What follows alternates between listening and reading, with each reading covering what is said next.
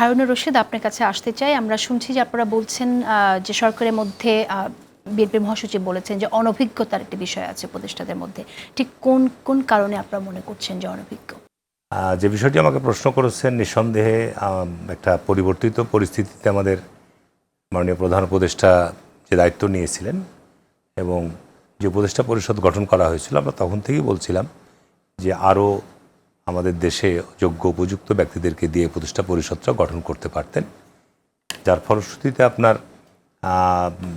আমাদের যে প্রশ্নগুলো এখন এসছে যে অভিজ্ঞতা অনভিজ্ঞতার প্রশ্ন, তারপর এটা তো খুব বিরাট একটা গুরুত্বপূর্ণ দায়িত্ব। অনেকগুলো মন্ত্রণালয়, একজন উপদেষ্টা 3টা 4টা 5টা মন্ত্রণালয় দায়িত্ব পালন করছে। স্বাভাবিক কারণেই তাদের উপর আমি মনে করি যে একটু অতিরিক্ত বোঝা, বয়সের যেটা ব্যাপার আছে অনেকের, এই বয়স অনুযায়ী তাদের উপর এটা অতিরিক্ত একটা বোঝা হিসাবে কাজ করছে এবং মন্ত্রণালয়ের সমন্বয়হীনতাও একটা বিরাট বিষয় এখানে আমরা লক্ষ্য করছি। আমি মন্ত্রণালয়ে প্রায় আপনার যাতায়াত করি বিভিন্ন কাজে, তো সেইখানে আপনার স্বাভাবিক কারণেই এখানে সচিব এবং উপদেষ্টাদের মধ্যে বা সচিবালয়ে আপনার পরিবর্তিত পরিস্থিতির পর সাবেক সরকারের সময়ের যারা চিহ্নিত দোসর তারা এখনও বিদ্যমান আছে, আর বর্তমানে যারা বিভিন্ন পদে দায়িত্ব রয়েছে তাদের মধ্যে একটা আমি বলবো একটা এক ধরনের একটা বৈরী মনোভাব, মনস্তাত্ত্বিক একটা পরিবেশ কাজ করছে যে যে ব্যক্তিগুলো এত বড় রক্তপাতের পরেও তারা এখনও গুরুত্বপূর্ণ চেয়ারে অবস্থান করছে, তাদের ব্যাপারে সরকার এখনও কোনো সেই ধরনের সিদ্ধান্ত নেয় না। বাইরে আমরা বলছি, তারপরেও যাই হোক, এটা নিয়ে সচিবালয়ের মধ্যে একটা অসন্তোষ বিরাজ করছে। স্বাভাবিক কারণে তারা তো আপনার বিগত সরকারের আমলে গুরুত্বপূর্ণ পদ পজিশনে ছিল।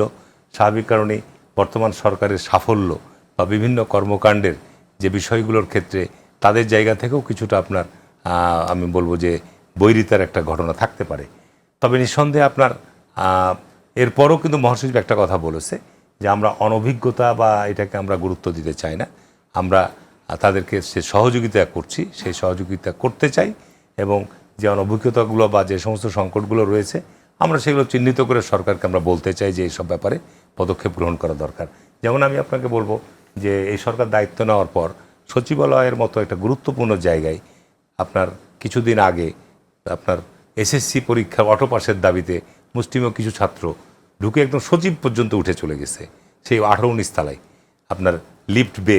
এটা তো অনাকাঙ্ক্ষিত এবং একেবারেই বলবো যে এটা এই ধরনের ঘটনা নজিরবিহীন।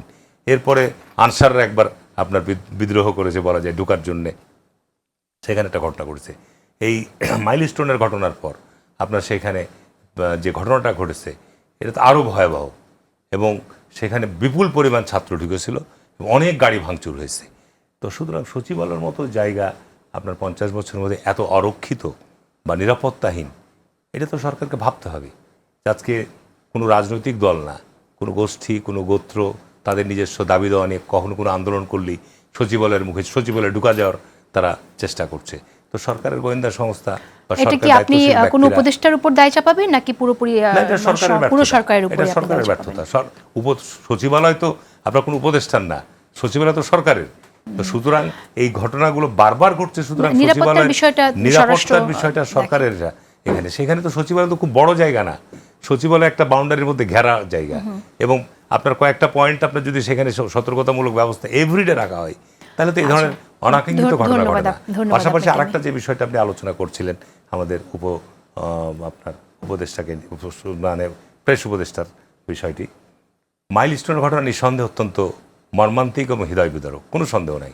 এবং এই ঘটনার মধ্য দিয়ে গত 50 বছরে কিন্তু প্রশিক্ষণ বিমান অনেক দুর্ঘটনার শিকার হয়েছে, কিন্তু এত বড় হৃদয় বিদারক ঘটনা অতীতে কখনো ঘটে নাই।